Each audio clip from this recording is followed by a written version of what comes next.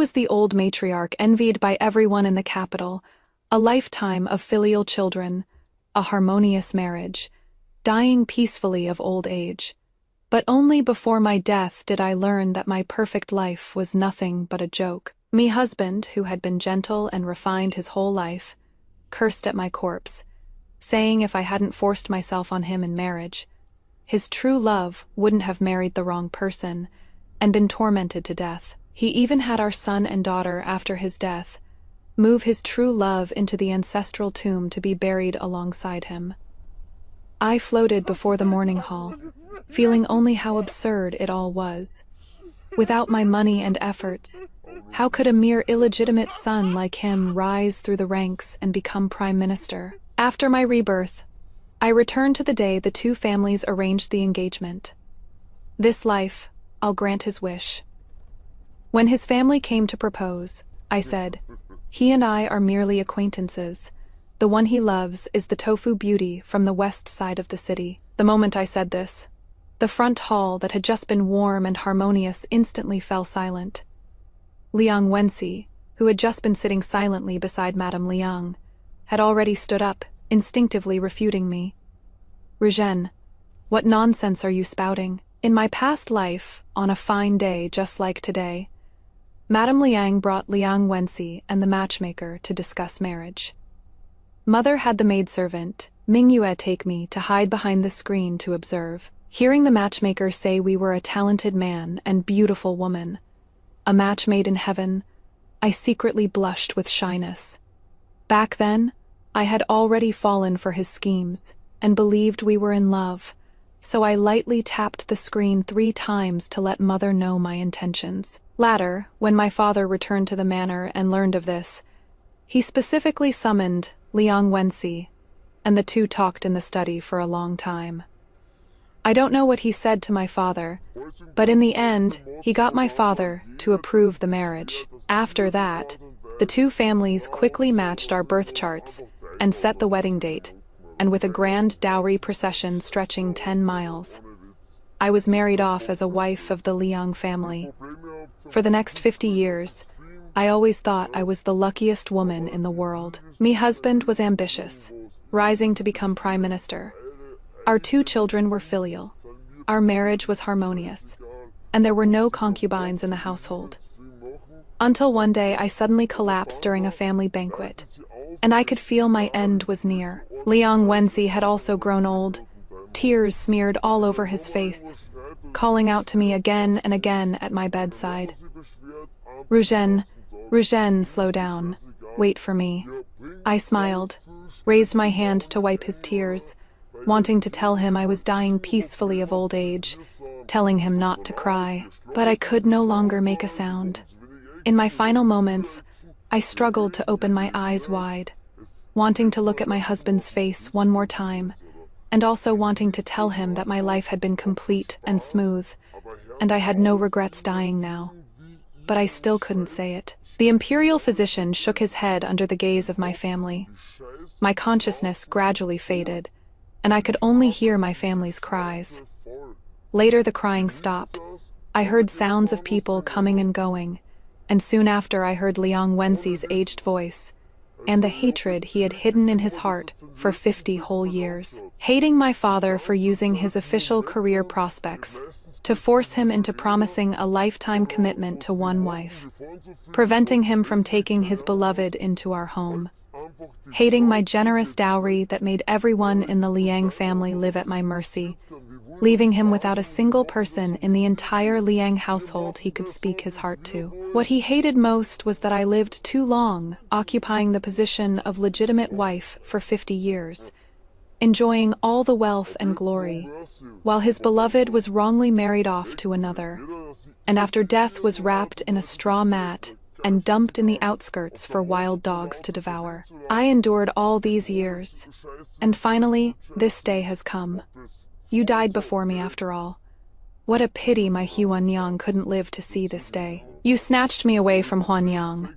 Your father forbade me from having other women in my household, but the imperial titles and rewards you received through the Liang family should have belonged to Huan. Without you, my future would have been just as bright. It was because of you that I was constrained at every turn and lost my beloved. Lin Ruzhen, all of this is your fault. It is good that you are dead. Once I scatter your ashes, you can go down there and make amends to Huan Niang. After I died, my soul kept following Liang Wenxi. I watched him put on a show of crying, then naturally seized all the money and shops I left behind. Then he revealed his true colors, not only refusing to place my memorial tablet in the Liang family ancestral hall, but even having someone relocate a nameless grave from the outskirts into the ancestral tomb, and register her as his wife in the family genealogy. He told my children that, after his death, he wanted to be buried together with Huan Yang. Only then did I understand that Liang Wenxi had hidden my ashes, refusing to let me rest in peace, just to threaten my children at this moment. Seeing my children being humiliated, overwhelming hatred surged within me. The eerie night wind knocked over the candle stand. Watching Liang Wenxi struggle in the sea of flames, I felt nothing but immense satisfaction. At that moment, several calls that seemed both near and far reached my ears. I instinctively turned around, and the scene before my eyes suddenly rewound. In the blink of an eye, I was no longer in the burning building, but standing behind the screen on the day the Liang family came to propose marriage.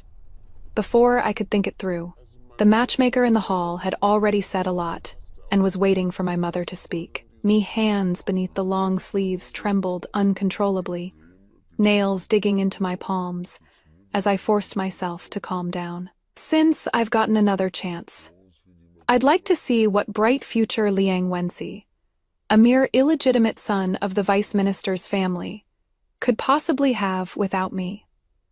I walked out from behind the screen, adopting the demeanor of a noble lady from my previous life, and gracefully bowed to everyone present in a proper manner. Only then did I look at the pale-faced Liang Wenxi and say, "Second young Master Liang, watch your words.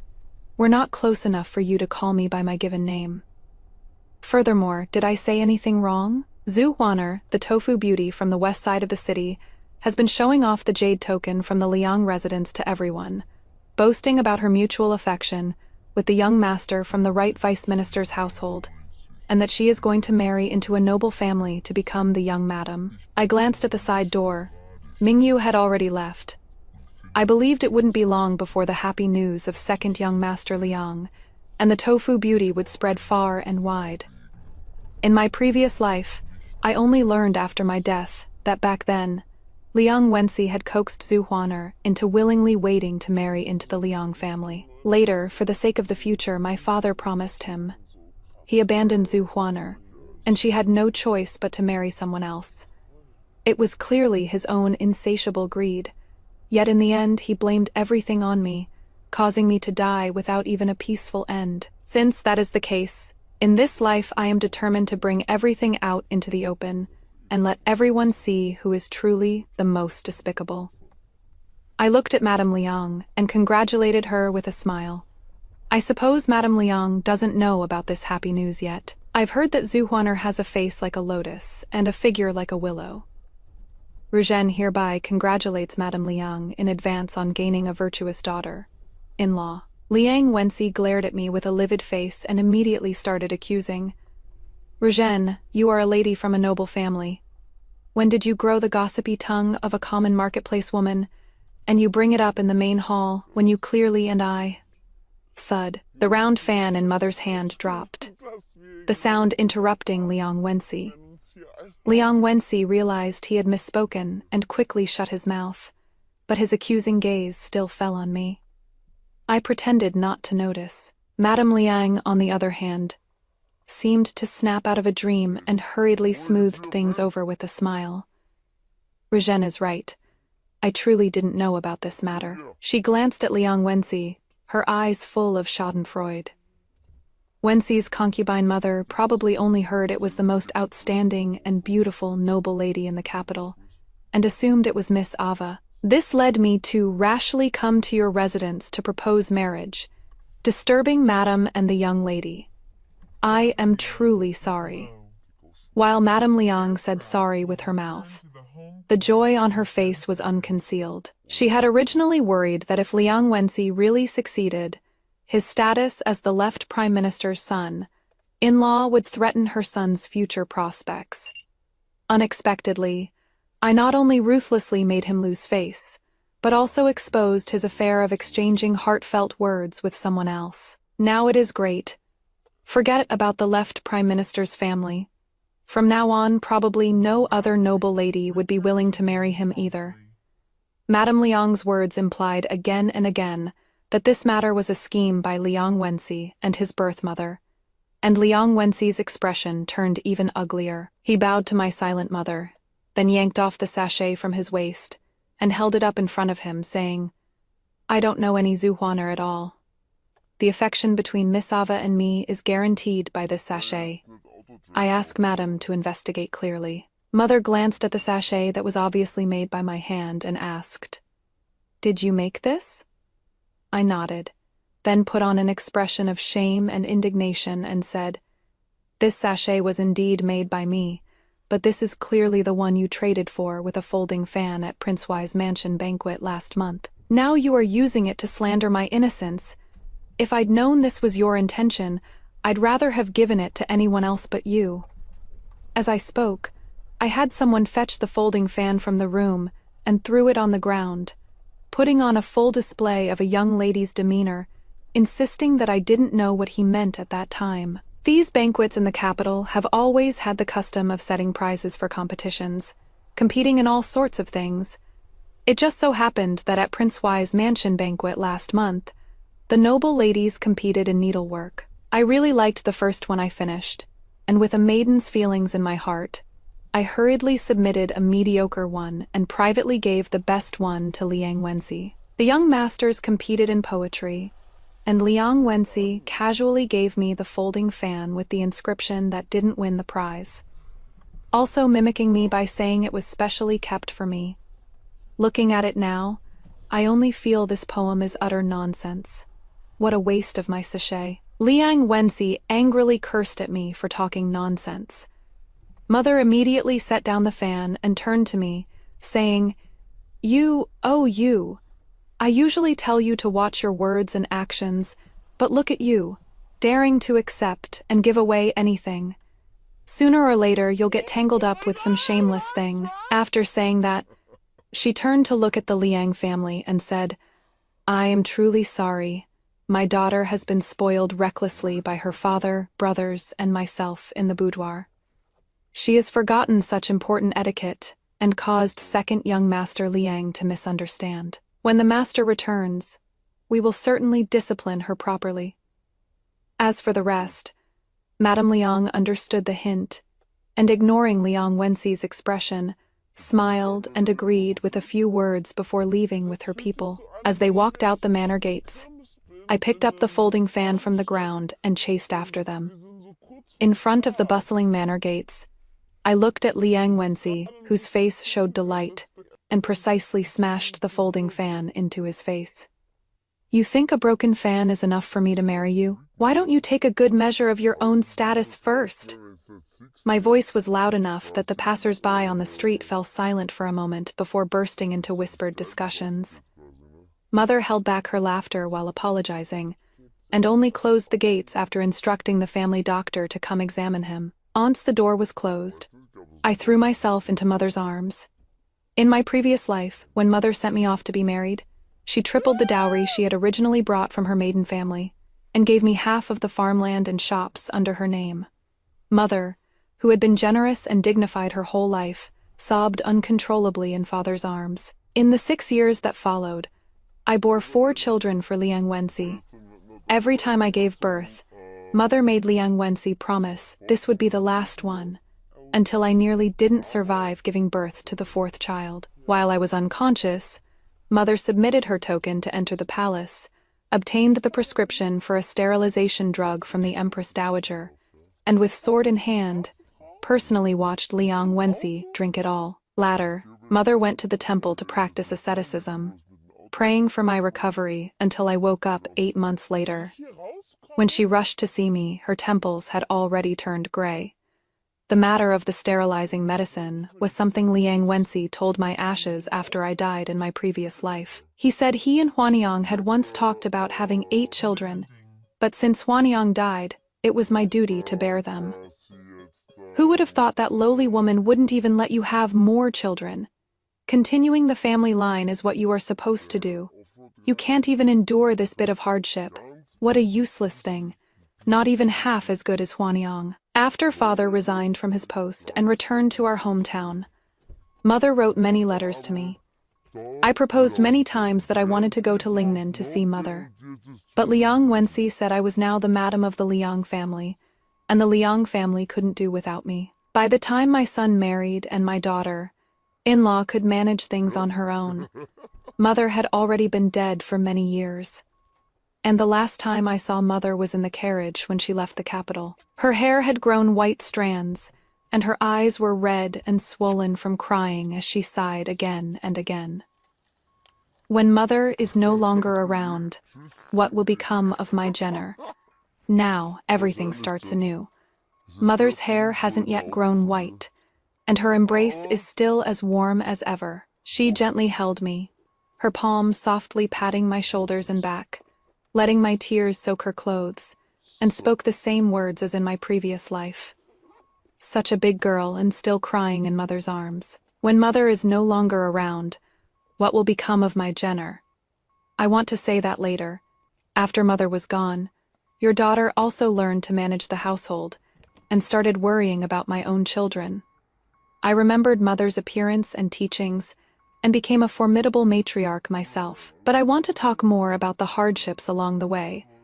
Watching as my maternal family wasn't in the capital, suffering so much harassment. To tell how I helped my husband fight for the position of head of the Liang family, only to discover on my deathbed that I had married the wrong man, unable to rest in peace even after death. Mother, I was deceived all my life. Yet at death, I still looked forward to the next life. The incident at the Lin residence gates soon spread out, and everyone in the capital knew that second young master Liang had asked to marry the left prime minister's legitimate daughter with just a folding fan, only to be kicked out. Then some people said that second young master Liang had been secretly involved with the tofu beauty in the west of the city, even gave away his own jade token. And now he shamelessly came to propose marriage, wanting to eat homely dishes while also grabbing delicacies from the mountains and seas. The Liang family went back and shut their gates. At night they didn't even hang lanterns in front of the door. The entire residence was so quiet it seemed like no one was there. The guards sent out brought back news that at night, Liang Wenxi changed into a servant, boy's clothes, and crawled out through the dog hole to find Zhu Huaner. Zhu Huaner swore up and down that she had never spoken of her relationship with him in front of others. But the rumors about the two of them were spreading with vivid details. And Zhu Huaner really did have the Liang family's jade token. She wore it on her belt every day when setting up her stall. Before, others didn't know about it. But now that my people had spread the word, soon the whole capital would know what the Liang family's jade token looked like. Liang Wenxi threw a huge tantrum. He didn't believe Zhu Huaner's words at all. The two of them argued first. Then as they kept arguing, they ended up rolling into bed together. Poor Qingfeng, my guard had to eavesdrop by the wall for half the night. The next day, right after Qingfeng finished his report, a servant delivered a sappy letter from Liang Wenxi, asking me to give him time to find out who spread the rumors, and he would come propose to me with a clean reputation. As soon as Mingyue finished reading it, Qingfeng started mocking. He and Mingyue had been by my side since childhood, sharing my fate, always able to say what I, as a noble lady, couldn't easily say. Even the girls and boy courtesans in Yanliluxiang couldn't say such things when sweet-talking their patrons. Second young master Liang sure has thick skin. I had Mingyue burn the letter along with everything Liang Wenxi had sent before, then ordered Qingfeng to send those people who spread the news to the manor outside the city for a while, not to return without my orders. During those days, Liang Wenxi couldn't find any leads on the rumors, and didn't dare visit Zhu Huaner too often to relieve his urges. He was so worried that his lips broke out in sores and his spirits were low. I knew what he was worried about, but in this life without my help, I wanted to see what he could do. The legitimate eldest son of the Liang family, Liang Wenyue, entered officialdom 2 years ago as the second-place finisher in the palace examination. Highly valued by the emperor, he was taken by my father to Jiangnan to investigate salt taxes right after leaving the Hanlin Academy. He is just afraid that Liang Wenyue would return with achievements, making life increasingly difficult for him and his concubine mother in the Liang family. So Liang Wenxi planned every step carefully, just wanting to ride the wind of being the Lin family's son, in-law to fly out of the Liang residence's high walls. He has good looks, spent a year observing me, then half a year cultivating a half-true false good reputation among classmates, and finally approached me as if it were only natural, catered to my preferences, and tricked me step by step into his trap. Too bad at the final step, I suddenly jumped off his planned path, catching him completely off guard. I remember the salt tax case has concluded, and my father is now on his way back to the capital. Liang Wenyue helped my father a lot in Jiangnan, so I've decided to give him a big gift, ensuring he smoothly inherits the Liang family. The west side of the city has been quite lively lately. The tofu beauty first got entangled with second young master Liang, and now she has caught the eye of the wealthy merchant Squire Liu, who wants to take her in as a concubine. Zhu Huaner didn't dare refuse too harshly. After all, the place she lives and the spot where she sets up her stall are both rented from Squire Liu. She could only write to Liang Wenxi hesitatingly, begging him to save her. Second young master Liang didn't even spare it a glance at first. He was too busy investigating the rumors to deal with it. It was his concubine mother who came up with the idea, telling him to take the opportunity to get the jade token back. A few days ago, I had Mingyue prepare a carriage in the alley across from Zhu Huaner's house, all for today's show. Watching Liang Wenxi, dressed as a servant boy, being urgently dragged into the house by Zhu Huaner, Qingfeng went to eavesdrop by the wall for another quarter hour, returning with a smile all over his face. As you expected, Zhu Huaner indeed used aphrodisiac incense. The two didn't argue for long before rolling into bed together. They're holding each other and whispering sweet nothings right now, miss. Shall we make our move? I shook my head. What is the rush? The show will only be good when they're stark naked and in the heat of passion. Half an hour later, a cry of fire pierced the quiet night sky over the west side of the city. The night watchman's clappers woke up the neighbors, and the men of each household came out one after another to help put out the fire. When someone realized this was Zhu Huaner's house, the single men fought the fire even more vigorously. As the fire died down a bit, 2 people wrapped in soaking wet quilts rushed out. For a moment, everyone still helping fight the fire stopped what they were doing, staring in shock at the 2 soot-covered and barely clothed people. Right after, Zhu Huaner's scream rang out, and the sound of horse hooves came from afar. It was the Liang family, who had discovered in the middle of the night that their young master was missing. The carriage was hidden in the darkness. I propped my chin up and said with a smile, "Now the cast is all here. The stage is set. Let's see how the climax plays out." My gaze fell on Madame Liang, who had just stepped out of the carriage. When she saw the 2 people on the ground still shaken with fright, her first reaction was concern, rushing forward to check if her concubine, born son, was injured. Liang Wenxi clutched the blanket tightly to avoid embarrassing himself further. Lord Liang looked at everything before him with shock and fury, jumped off the carriage and strode forward, delivering a kick straight at Liang Wenxi. Caught off guard, Liang Wenxi was kicked over, and Zhu Huaner, wrapped in the blanket, was forced to tumble together with him, making the scene even more unseemly. The onlooking neighbors chattered among themselves. Lecherous men craned their necks, trying to peek through gaps in the blanket. Lord Liang couldn't save face anymore, pointing at the 2 of them, stammering, You, for a long while without getting words out. Finally, he ordered the servants to carry the 2 onto the carriage, while he and Madame Liang sat outside with the coachman instead. The Liang family departed in a grand procession. Only after the fire was mostly extinguished did Qingfeng drive the carriage back to the Lin residence. That night, Qingfeng went to destroy the carriage. When Mingyu was attending to me as I went to bed, she asked me, "Miss, are you feeling happier now?" Looking at Mingyu's delicate face, I recalled my previous life. In the 10th year after she accompanied me into the Liang family, I returned her indenture contract and wanted to find her a good marriage match. But she insisted on staying with me, and stayed for 50 years. After I died, she was the first person to warn my children that Liang Wenxi had problems, and also the only one who insisted on bringing me back to the Lin family ancestral tomb. When she learned that Liang Wenxi refused to be buried together with me. But at that time, Liang Wenxi had lost my restraints and held great power. He only needed to lift a finger to have Mingyue die under unclear circumstances, her body thrown in a mass grave, unclaimed by anyone. As for Qingfeng, he had been noticed by my elder brother years ago and joined the military camp. By the time I died, he was already a third-rank guide general, stationed at the border with my elder brother, never to return to the capital. "I am happy," I patted Mingyue's hand and said softly. "With you here, I'll always be happy." Mingyue smiled until her brows curved, and tucked my hand back under the blanket.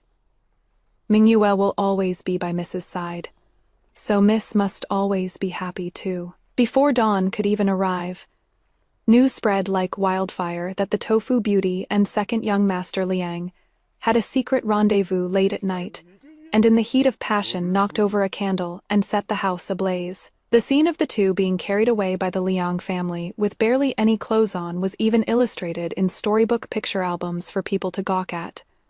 The censors wrote memorials overnight and submitted them. At the morning court, Master Liang was impeached for failing to discipline his family, and was punished with 3 months' salary deducted and half a month of house confinement. During that period, even the doctors the Liang family summoned had to enter through the side gate. The main gate was kept tightly shut, and the lanterns on the outer walls weren't hung again. In less than half a month, the group investigating the salt tax returned. What was brought back, besides corrupt officials, were gold, silver, and treasures, to be deposited into the national treasury. Once, the treasury was replenished. The emperor was greatly pleased. Qingfeng said Lord Liang's house arrest had ended, and the Liang family gates opened again, joyfully welcoming their legitimate son. Arriving home before my father were rewards flowing like water. The accompanying guard said these were all things my father had picked out on the way back, all things that mother and I liked. The moment His Majesty asked what rewards my father wanted, he recited them as if reading from a script. Soon, my father arrived home in a whirlwind, and the first words out of his mouth were, "My lady, Rushen, are the gifts to your liking." Mother chided him for being reckless, being so picky about His Majesty's rewards. My father laughed and wrapped his arm around Mother's shoulders, saying as he walked toward the front hall, "Such a rare opportunity. My lady has no idea.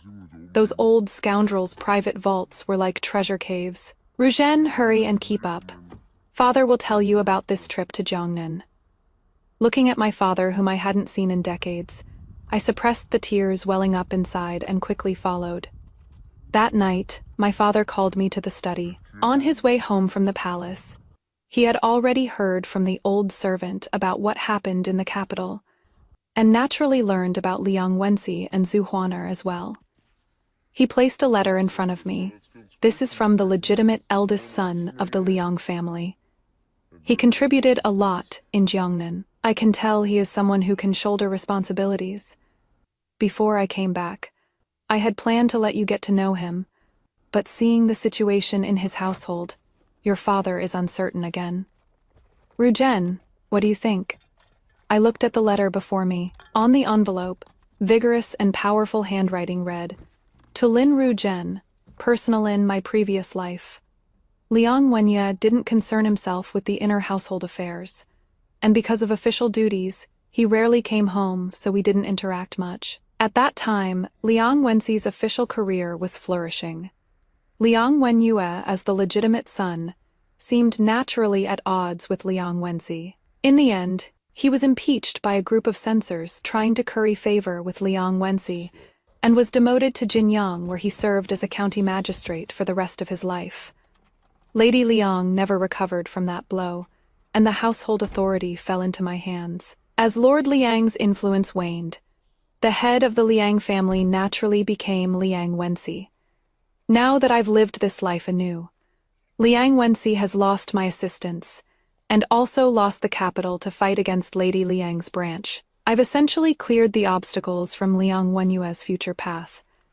But if you want me to go through the Liang family again, I have no such inclination. I sat beside father, one hand propping up my chin, while the other picked up the envelope and held it over the candle flame, pretending to complain. Father already knows the Liang family's inner household is troubled, yet you still want your daughter to put herself in danger. Are you tired of me being annoying at home? Father took the burning letter and tossed it into the copper basin that a servant had prepared nearby. We quietly watched the letter burn to ashes before he spoke. If you want to, just go ahead and marry. Father will pave the way for you. My Ruzhen won't suffer one bit. In an instant, tears welled up. In my past life, before I got married, Father took me to dig up the 3 jars of daughter's red wine buried in the courtyard to add to my dowry, saying words no different from now.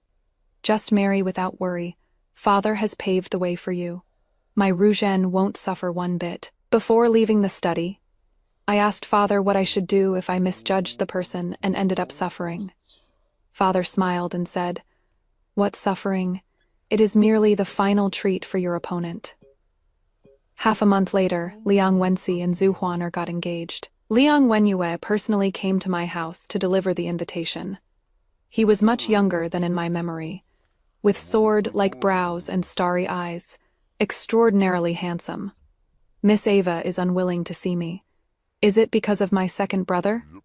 His tone was certain. Before I could figure out how to respond, his next words nearly made me tear the invitation apart. Had I known earlier, I would have just killed him so as not to delay my marriage prospects. According to the laws of Great Qi, those who harm their own siblings are punished with 30 strokes. I replied instinctively, "Lord Liang has a bright official career ahead. Don't do anything foolish." He looked at me, seemingly not understanding why I reacted this way. "He deceived you. I thought you'd want his life too. Rather than letting him die quick and painless, I'd prefer to watch him scheme and plot only to end up with nothing, and finally cling to life in wretched desperation." This time, it was Liang Wenyue's turn to fall silent. After a long while, he finally nodded woodenly and said, "I understand." Then he turned and left. I wasn't sure how much he understood, but not long after, I heard that the marriage between Liang Wenxi and Zhu Huaner had run into complications. The doctor found that Zhu Huaner's body was severely damaged and suspected she had lost a child before. In the end, after the Liang family conducted thorough investigations both openly and secretly, they actually found the traveling quack, who had prescribed abortion medicine for Zhu Huaner 2 years ago. Second brother said he didn't know Zhu Huaner 2 years ago, so the child couldn't possibly be his. Zhu Huaner had long since lost her virginity. When they first had intercourse, Zhu Huaner deliberately picked a day when she was on her period. How careless. No wonder her body is still damaged after 2 years, I replied casually, then glanced at Liang Wenyue, who was following behind me with a calm and composed demeanor. "You are pretty careless too, telling me, an unmarried maiden, about your brother's bedroom affairs right here on the street. Aren't you afraid I'll report you to the authorities for indecency?" Liang Wenyue curled his lips with an indifferent look and changed the subject. "You were right. Watching him suffer is more interesting than killing him directly." Liang Wenxi sent me quite a few sappy letters and trinkets. I saved them up for a while before having someone return them all at once. Liang Wenyue heard about it from somewhere, took over this task from the servant boy, found a chest, and had it carried through the streets ostentatiously. Whenever anyone asked, He would say, "My illegitimate younger brother keeps sending things to the young lady of the Lin family, annoying her so much that she couldn't stand it anymore. So she told me to take them back and deal with them myself." The next day, when father returned from court, he told me that Lord Liang had been impeached again by a censor, accusing Liang Wenxi of improper conduct, being engaged yet still entangling with an unmarried noble lady. Lord Liang stormed off after court in a fury, probably to go discipline Liang Wenxi. Sure enough, the Liang family shut themselves in for several days. Then we heard news that Liang Wenxi's wedding date had been moved up. It was actually moved directly from next June to right after this year's autumn imperial examinations. Liang Wenxi's wicked heart wouldn't give up. Before the autumn examinations, he had someone deliver a letter to me saying, "When the autumn examination results are announced, if I can take first place, Ruzhen, can we start over?" I didn't reply, and simply took Qingfeng and Mingyu to Lingyin Temple for spiritual retreat, telling everyone it was to pray for my elder brother, who was suppressing the rebellion at the border. As for how others interpreted it, that wasn't my concern. I stayed until the day before the autumn examination results were announced, before returning to the Lin family. His Majesty told father there was a great victory at the border, and my brother was already on his way back with the triumphant army. The victory announcement will be released together with the autumn examination rankings tomorrow. Ruzhen can go join in the excitement. I obediently agreed, and when father and I exchanged glances, we both clearly had stirring up trouble written in our eyes. The next day, when the results were posted, I brought Mingyu to see the imperial announcement board for the excitement. Just as I stepped out of the carriage, I heard someone shouting loudly, "Young Master Liang is the top scorer of this year's imperial examination." Everyone was chattering, gathering around Liang Wenxi and Zhu Huaner to offer congratulations. Liang Wenxi's reputation in the capital had been stinking for so long, and today he could finally hold his head high. Zhu Huaner, however, didn't have the joy of someone about to become a successful candidate's wife. She just clutched her handkerchief with a forced smile, her eyes darting around. Only when I walked closer did the two of them notice me at the same time. The joy on Liang Wenxi's face was overflowing, and the others around him also noticed me, naturally making way for us. Liang Wenxi lifted his foot to take a step toward me, but seemed to think of something, and ended up staying where he was, as if waiting for me to come forward and congratulate him. I heard Mingyue beside me let out a cold snort. Qingfeng had already squeezed her way to the imperial notice board. Just as I lifted my foot to leave, Zhu Huaner beat me to it, throwing herself down on her knees at my feet. "Miss Ava, please show mercy. Give this humble woman a way to live." Everyone present was dumbfounded by this kneeling, and no one even thought to help her up. "Miss Ava, you are a precious young lady, but this humble woman is also from a respectable family. Everyone in the capital knows about my relationship with Sailang, so why must you insist on competing with me?" More and more onlookers gathered around, whispering among themselves. Liang Wenxi quickly stepped forward, reaching out to pull Zhu Huaner up while scolding. "What are you making a fuss about again? How disgraceful. Get back here now." Zhu Huaner was slippery, like soft mud, looking weak and boneless, yet couldn't be dragged away no matter what.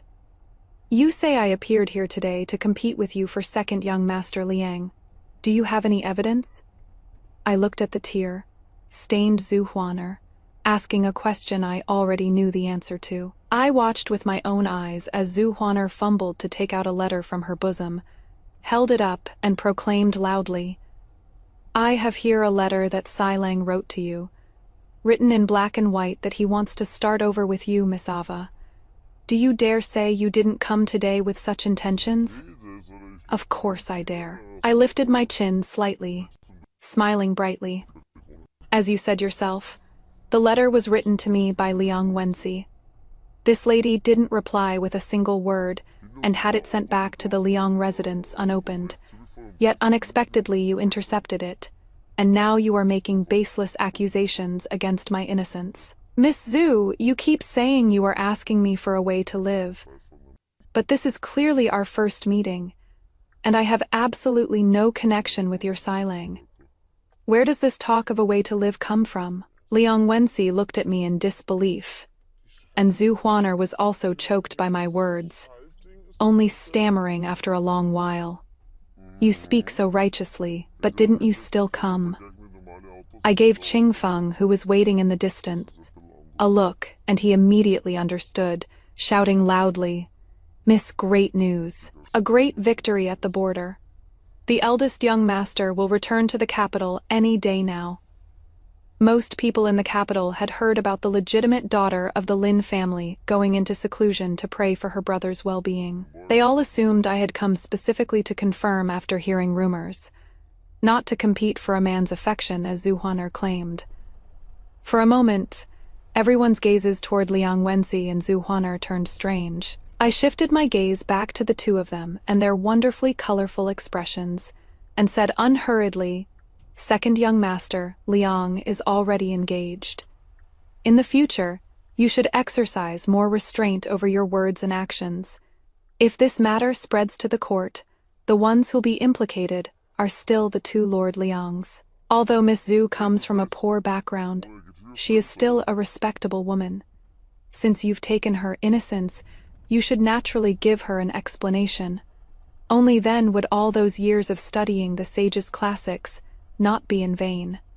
I deliberately bit down hard on the word innocence. The expressions of those present varied, some teasing, some mocking, and when these looks fell upon the two of them, it was quite satisfying to watch.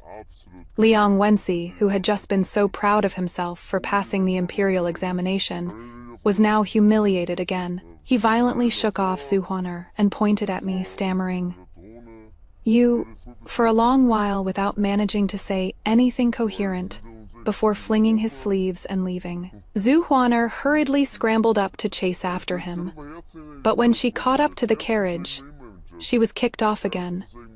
She could only run behind in a pathetic mess. After accepting everyone's compliments on the spot and returning the courtesies, I had just arrived at the entrance when I heard a servant announce that Liang Wenyue was waiting for me in the garden. Liang Wenyue must have come right after the morning court session, still wearing his vermilion official robes. The first thing he said upon seeing me was, I thought you were really going to start over with him. His tone carried a hint of aggrieved accusation, leaving me puzzled. I couldn't understand why he thought I would forgive Liang Wenxi, nor why he seemed aggrieved. I didn't want to be accused without reason, so I spoke my feelings directly. Liang Wenyue was stunned upon hearing them. I thought you already knew. I am different from my second brother, he murmured to himself. I nodded and spoke frankly. Lord Liang is indeed different from the second young master Liang. Whether in background, appearance, or talent and learning, Lord Liang surpasses him in every way. Given time, you will surely become a pillar of the nation. The reason you are interested in me is firstly because my family background can help you rise to the top. And secondly, because I despise Liang Wenxi just as you do. But that doesn't mean I would like you. Besides, as far as I know, Lord Liang already has 2 bedwarmers in his chambers, and has also met with several noble ladies under Madame Liang's arrangements. I am not your only choice, am I? Liang Wenyue was rendered speechless. After a while, he finally replied, As long as you agree, I'll have Mother decline the invitations from other noble families. The bedwarmers will be sent away immediately too, so they won't be an eyesore to you. I shook my head and looked up at him. I don't insist on others swearing oaths to be with me alone for a lifetime. After all, most vows are like empty words. They pass through the lips but never enter the heart. I am only saying this to tell you that I don't like men like you, and you don't have any romantic feelings for me either. I am merely the best choice among noble ladies, but even without me, it wouldn't stop you from marrying another girl or having fun with other women. You just need an ally who is of one mind with you. I'd be the best, but if not me, anyone else would do. My words were blunt, and Liang Wenyue couldn't refute them, so he could only hastily take his leave. I instructed the gatekeeper not to let visitors in casually from now on. With my father and brother now being trusted ministers, we must be even more careful and cautious in our dealings with others. It wasn't long before Liang Wenxi was pressured into marrying Zhu Huaner. Since Zhu Huaner had always lived at the Liang residence, the so-called bridal procession was just a short walk from the side gate to the main gate. There were no betrothal gifts or dowry, not many guests attended, and the wedding was simple and sloppy. Even the lanterns and red silk were taken down after just one night. Before long, I heard that because Zhu Huaner's health made it difficult for her to bear children, several concubines were brought in through the side gate.